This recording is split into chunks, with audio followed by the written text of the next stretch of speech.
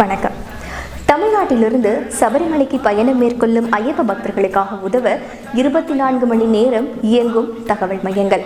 தமிழ்நாட்டிலிருந்து சபரிமலைக்கு பயணம் மேற்கொள்ளும் ஐயப்ப பக்தர்களுக்காக தமிழ்நாடு அரசு இந்து சமய அறநிலையத்துறை சென்னை ஆணையர் அலுவலகத்திலும் மாநில எல்லையான களியக்காவிளையிலும் 24 மணி நேரம் இயங்கும் தகவல் மையங்களை அமைக்கப்பட்டுள்ளன.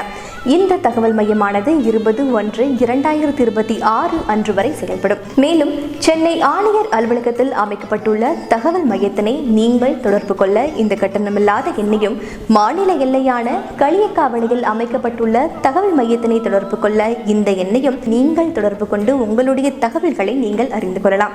மேலும் இந்த மையங்களின் சேவையினை தமிழ்நாட்டிலிருந்து சபரிமலைக்கு செல்லும் ஐயப்ப பக்தர்கள் பயன்படுத்திக் கொண்டு பயன்பெறலாம்.